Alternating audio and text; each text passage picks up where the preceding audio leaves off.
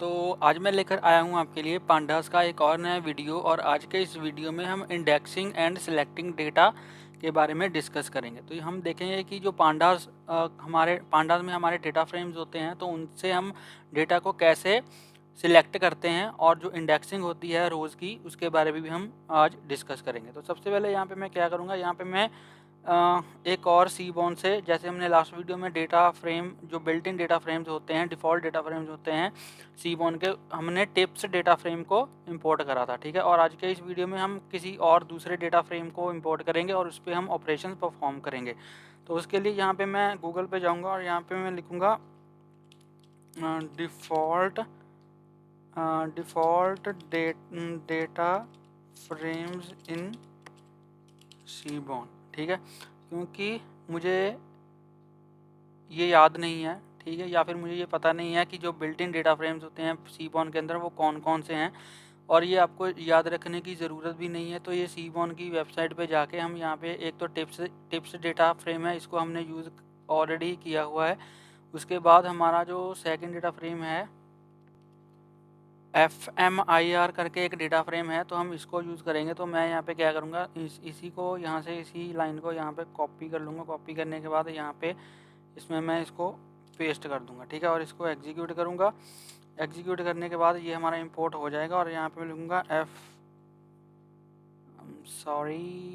यहाँ पे मैं लिखूँगा FMRI डॉट हेड, ठीक है। डॉट हेड से आपको पता ही है कि क्या होता है, फर्स्ट 5 लाइन जो हैं वो डिस्प्ले हो जाती हैं। तो ये हमारा FMRI करके डेटा सेट है, ठीक है जी। अब इस पे हम ऑपरेशंस परफॉर्म करेंगे। तो सबसे पहले यहाँ पे मैं आपको दिखाता हूँ कि अगर मैं आपको बताता हूँ कि अगर मुझे सिर्फ एक पर्टिकुलर कॉलम को ही एक्सेस करना है डेटा फ्रेम के, तो वो मैं कैसे कर सकता हूँ। लेट्स से मुझे सब्जेक्ट कॉलम को यहाँ पे एक्सेस करना है, तो उसको करने के लिए यहाँ पे मैं लिखूँगा FMRI, और यहाँ पे मैं लिखूँगा डॉट, उसके बाद कॉलम का नेम। तो कॉलम का नेम हमारा क्या है, सब्जेक्ट है, ठीक है। तो यहाँ पे अगर मैं इसको ऐसे करके एक्सेस करूँ, ऐसे करके इसको एग्जीक्यूट करूँ, तो ये देखिए सब्जेक्ट जो हमारा कॉलम है उसमें जो भी वैल्यूज़ हैं, ठीक है, ये यहाँ पे हमारे पास यहाँ पे आ चुके हैं। ये देखिए फर्स्ट वैल्यू क्या है, S13, तो S13 आ रही है। उसके बाद S5 है, S5 आ रही है। S12 है, S12 आ रही है, ठीक है। तो एक तो हम ऐसे करके कॉलम को एक्सेस कर सकते हैं। दूसरा हमारा जो मेथड है वो है, हम स्क्वायर ब्रेसिस के अंदर यहाँ पे कॉमास के अंदर कॉलम का नेम दे सकते हैं। तो यहाँ पे अगर मैं ऐसे करूँ तब भी हमारा सेम ही रिज़ल्ट आएगा, ठीक है।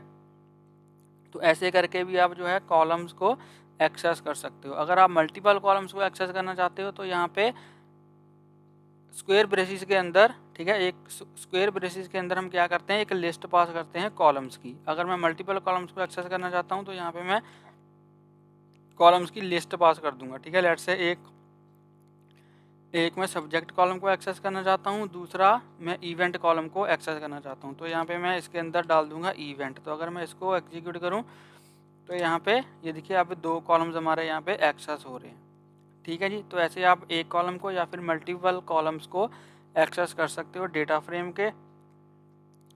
और अगर लेट्स से अगर मैं चाहता हूँ, मैं किसी वैल्यू को रिप्लेस करना चाहता हूँ, लेट्स से मैं यहाँ पे S13 को S20 करना चाहता हूँ, तो वो भी मैं कर सकता हूँ। वो मैं कैसे करूँगा, यहाँ पे मैं लिखूँगा,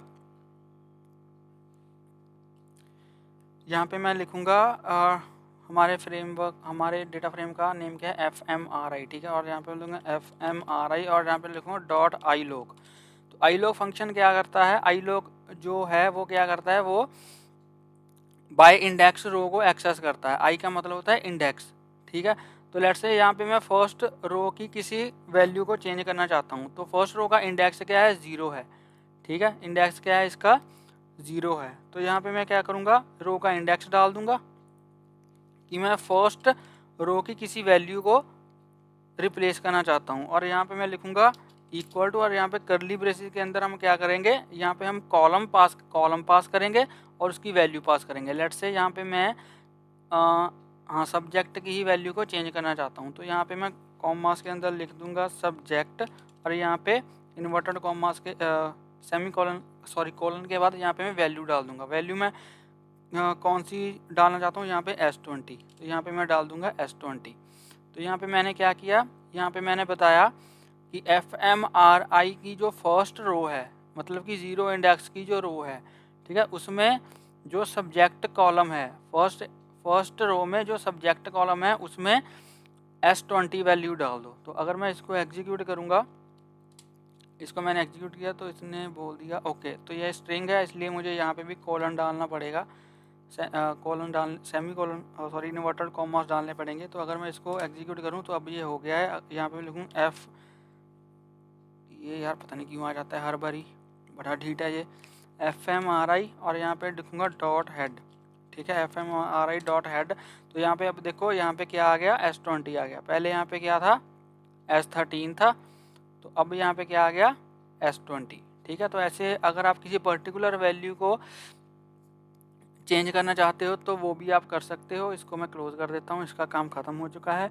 और उसके बाद यहाँ पे अगर मैं लेट्स से किसी न्यू कॉलम को ऐड करना चाहता हूँ, डेटा फ्रेम के अंदर मैं किसी न्यू कॉलम को ऐड करना चाहता हूँ, तो वो भी मैं यहाँ पे कर सकता हूँ।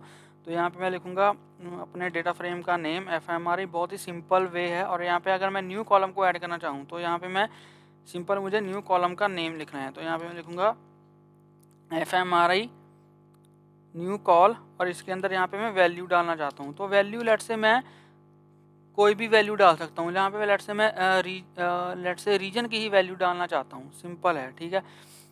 तो यहाँ पे अगर मैं ऐसे करूँ, FMRI में वैल्यू डाल दूँ कौन सी, रीजन की, ठीक है। यहाँ पे मैंने क्या किया, FMRI में एक न्यू कॉलम मैंने क्रिएट किया और इसमें मैंने वैल्यू कौन सी डाल दी, रीजन कॉलम की वैल्यूज़ ही डाल दी। तो अगर मैं इसको रन करूँगा और यहाँ पे अगर मैं लिखूँ FMRI डॉट हेड, ठीक है, तो यहाँ पे ये देखिए न्यू कॉलम हमारा एक ऐड हो चुका और इसके अंदर वैल्यूज़ कौन सी हैं, रीजन कॉलम की वैल्यूज़ इसके अंदर हमने डाल दी, ठीक है। और यहाँ पे हमारा न्यू कॉलम जो है वो ऐड हो चुका है। तो ऐसे हम न्यू कॉलम को ऐड कर सकते हैं किसी एग्जिस्टिंग डेटा फ्रेम के अंदर। नेक्स्ट हम देखेंगे सिलेक्शन ऑफ रोज़।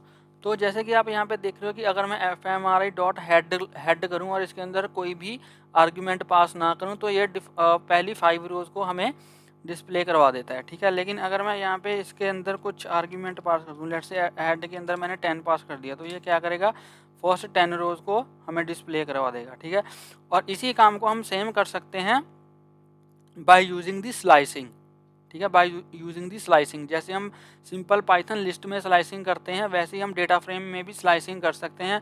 तो उसको करने के लिए यहाँ पे मैं लिखूँगा FMRI डेटा फ्रेम का नेम और लेट्स से मैं फर्स्ट 5 रोज़ को डिस्प्ले करवाना चाहता हूँ, ठीक है, 0 से लेकर फर्स्ट 5 रोज़ को। तो यहाँ पे मैं कोलन 5 कर दूंगा। तो अगर मैं इसको एग्जीक्यूट करूँ तो ये देखिए इसने क्या किया, फर्स्ट 5 रोज़ को इसने डिस्प्ले करवा दिया, ठीक है। अगर हम हेड का यूज़ नहीं करना चाहते तो हम ऐसे भी रोज़ को डिस्प्ले करवा सकते हैं। और लेट से अगर मैं चाहता हूँ यहाँ पे मैं लिखूँ FMRI, और लेट से अगर मैं चाहता हूँ कि जो रोज़ हैं वो 2-2 या फिर 5-5 के स्टेप्स के बाद मुझे यहाँ पे डिस्प्ले हों, तो उसके लिए यहाँ पे मैं 2 बार यहाँ पे कोलन लगाऊंगा और यहाँ पे 5 पास कर दूंगा। तो अब यहाँ पे क्या होगा, अब ये 5-5 के स्टेप्स लेगा, 5-5 के स्टेप्स पे हमें जो है वो रोज़ डिस्प्ले करवाएगा। तो अगर मैं इसको एग्जीक्यूट करूँ तो ये देखिए पहले 0 आई, फिर 5, फिर 5th रो आई, 5th नहीं फिर 6th रो आई, क्योंकि ये 5 क्या है, ये इंडेक्स है, ठीक है। फर्स्ट रो 0th इंडेक्स पे है तो 6th रो कौन से इंडेक्स पे होगी, 5th इंडेक्स पे। तो 5-5 के ये स्टेप्स ले रहा है, 0, 5, 10, 15, 20। तो ऐसे करके हम स्टेप्स के अकॉर्डिंग भी यहाँ पे रोज़ को डिस्प्ले करवा सकते हैं। लेट्स से अगर मैं यहाँ पे 20 कर दूंगा तो ये 20 के स्टेप्स लेगा। ये देखिए अब इसने क्या किया, 20 के स्टेप्स लेने स्टार्ट कर दिया और इसके अंदर टोटल कितनी रोज़ हैं, 160 रोज़ हैं, ठीक है। अगर मैं कुछ लिमिट करना चाहता हूँ, लेट्स से मैं 0 से लेकर लेट्स सपोज 100 तक करना चाहता हूँ, 100 तक रोज़ को डिस्प्ले कराना चाहता हूँ, लेकिन 20 के स्टेप्स लेकर। तो ये क्या करेगा, 0 से लेकर 100 को ये इंक्लूड नहीं करेगा। अगर मैं इसमें 1 कर दूं तो अब ये इंक्लूड करेगा, ठीक है। यहाँ पे ये देखिए 100 आ गया, तो 0 से लेकर 100 तक इसने क्या किया, रोज़ को डिस्प्ले करवा दिया, लेकिन बाय टेकिंग 20 स्टेप्स, ठीक है जी। नेक्स्ट हम लेट्स से अगर मैं अपने डेटा फ्रेम को रिवर्स ऑर्डर में डिस्प्ले करवाना चाहता हूँ तो वो भी मैं कर सकता हूँ। तो यहाँ पे मैं लिखूँगा FMRI अपने डेटा फ्रेम का नेम और उसके बाद 2 बारी कोलन लगाऊंगा और उसके बाद -1 पास कर दूंगा। ठीक है, तो अगर मैं ऐसे करूं तो हमारा जो डेटा फ्रेम है ये देखिए ये रिवर्स ऑर्डर में यहाँ पे डिस्प्ले हो रहा है। ठीक है, जो 0 है वो लास्ट में आ रहा है और 1063 जो है वो वाली रो हमारी फर्स्ट पे आ रही है। तो ऐसे करके हम अपने डेटा फ्रेम को रिवर्स ऑर्डर में डिस्प्ले करवा सकते हैं और हम अपनी रोज़ को डॉट लोक फंक्शन की हेल्प से भी डिस्प्ले करवा सकते हैं। ठीक है, तो अगर मैं यहाँ पे लिखूँ fmri डॉट लोक, ठीक है, अब लेट्स से इसके अंदर यहाँ पे हम स्टार्टिंग और जो है वो स्टार्टिंग पोजीशन और जो एंडिंग पोजीशन है वो पास करेंगे। अब लेट्स से मैं चाहता हूँ कि फर्स्ट रो से लेकर, ठीक है, सबसे पहले तो मैं क्या करता हूँ, सिंपल डॉट इसी को इसकी पहले कुछ रोज ऐसे डिस्प्ले करवा देता हूँ ताकि हमें बाद में कंपैरिजन करने में आसानी हो। तो यहाँ पे मैं लिखूँगा fmri डॉट लोक और लेट्स से इसके अंदर मैं पास करूँगा 1 and 5। अब ये क्या है, ये फर्स्ट पोजीशन है, ये इंडेक्स नहीं है। ठीक है, ये फर्स्ट क्या है, ये फर्स्ट पोजीशन है, ये इंडेक्स नहीं है। अगर मैं इसको करूँ तो ओके, इसने हमें एरर दे दिया। क्या एरर दिया भाई ने, इसको देख लेते हैं। If scalar and is not, तो यहाँ पे गड़बड़ मैंने क्या करी है, यहाँ पे मैंने कॉमा डाल दिया लेकिन मुझे यहाँ पे कोलन डालना है। ठीक है, तो 1 से लेकर 5 तक रोज को डिस्प्ले करवाना है। तो अब ये देखिए इसने, तो गाइस यहाँ पे क्या हो रहा है, ये देखिए फर्स्ट रो से लेकर, फर्स्ट का मतलब ये नहीं। ठीक है, तो यहाँ पे मैं क्या कर रहा हूँ, उस जो रो है उसका इंडेक्स पास नहीं कर रहा, उसकी लोकेशन पास कर रहा हूँ, मतलब कि फर्स्ट लोकेशन पे। तो यहाँ पे ये फर्स्ट इसको, क्योंकि जो फर्स्ट रो होती है वो ये 0th पोजीशन पे, ठीक है, उसको ये कंसीडर करता है। और ऐसे ही जो सेकंड रो होती है उसको ये फर्स्ट लोकेशन पे कंसीडर करता है। तो इसलिए 1 से लेकर 5 तक 1 2 3 4 5, तो 1 से लेकर 5 तक जो पोजीशंस हैं, ठीक है, उन रोज़ को यहाँ पे डिस्प्ले करवा रहा है। तो ऐसे लोग का यूज़ करके हम रोज़ को यहाँ पे डिस्प्ले करवा सकते हैं। तो यहाँ पे आपको ये बात ध्यान में रखनी है कि जो ये हम पास कर रहे हैं ये इंडेक्स नहीं है। ठीक है, अगर हम आई लॉग का यूज़ करते होते तो यहाँ पे हम इंडेक्स पास कर रहे हैं। अगर मैं आई लॉग का यूज़ करूँ तो और इसको यहाँ पे मैं रन करूँ तो ये देखिए इसने यहाँ पे क्या किया, 1 से लेकर 4th इंडेक्स तक हमें रोज डिस्प्ले करवा दी, क्योंकि 5th इंडेक्स को, जो 5th इंडेक्स है उसको जो आई लॉग फंक्शन है वो यहाँ पे इग्नोर कर देता है। लेकिन अगर इसी को मैं अगर लॉग का यूज़ करके डिस्प्ले करवाऊँ तो ये 5th को इंक्लूड करेगा। तो ये देखिए अब इसने क्या किया, ये 5th को इंक्लूड कर रहा है। ठीक है, तो अगर मैं आई लॉग का यूज़ करूँ तो आई लॉग का मतलब कि वो इंडेक्सेस को देख के रोज को डिस्प्ले करवा रहा है। लेकिन अगर मैं लॉग का यूज़ करूँ तो वो पोजीशन को देखकर, बाय पोजीशन, बाय लेबल, ठीक है, बाय पोजीशन को देखकर वो रोज को डिस्प्ले करवाता है। तो ये बेसिक डिफरेंस है आई लॉग में और लॉग में। और जो लॉग है वो लास्ट इंडेक्स को यहाँ पे इंक्लूड करता है, लेकिन जो आई लॉग है वो लास्ट इंडेक्स को यहाँ पे इंक्लूड नहीं करता। तो यहाँ पे अगर मैं एक रो को सिलेक्ट करना चाहूँ तो वो भी मैं यहाँ पे कर सकता हूँ। तो यहाँ पे मैं लिखूँ fmri डॉट, यहाँ पे लिखूँ मैं आई लॉग।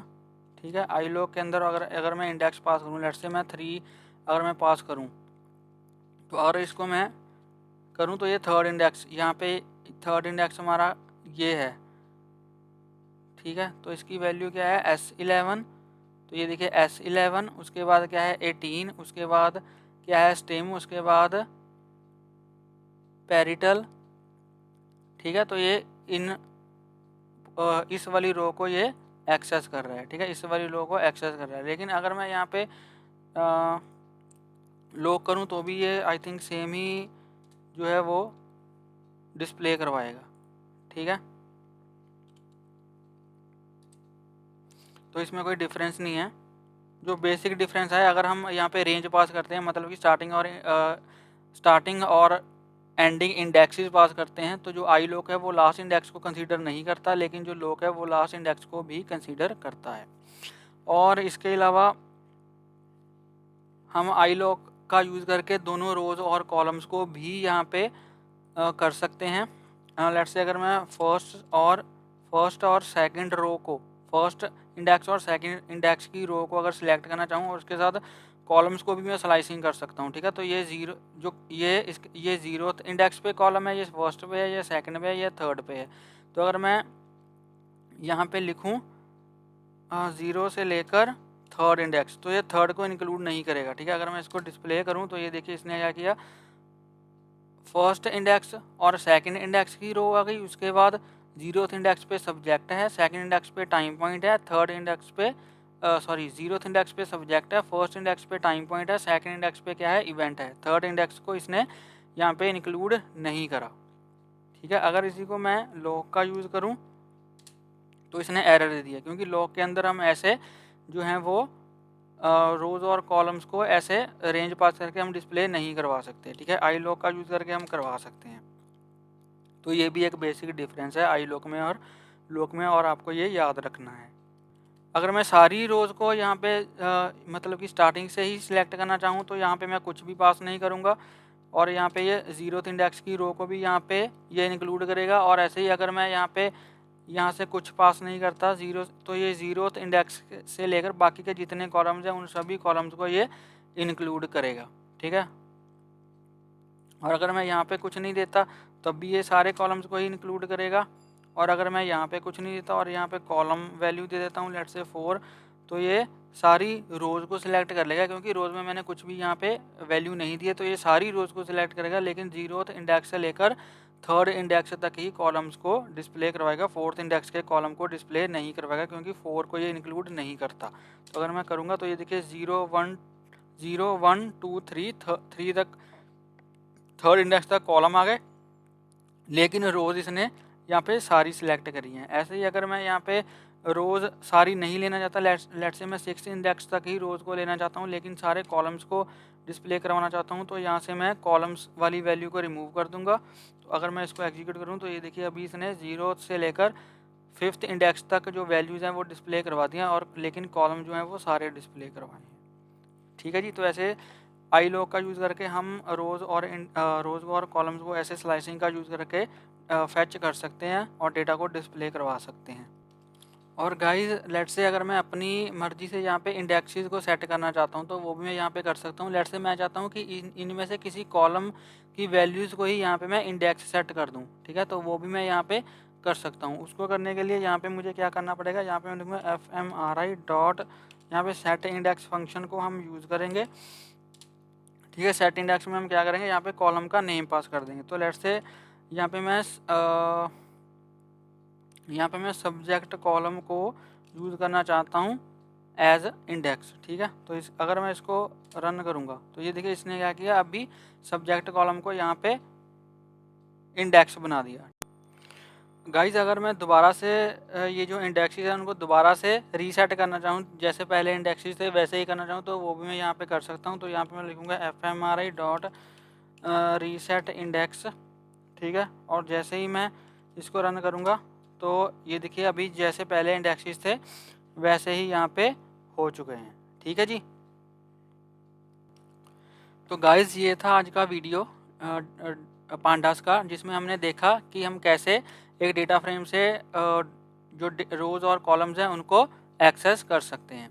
तो आई होप आपको ये वीडियो अच्छा लगा होगा। अगर आपको ये वीडियो अच्छा लगा हो तो प्लीज़ इस वीडियो को लाइक करें, शेयर करें और मेरे यूट्यूब चैनल को सब्सक्राइब करें।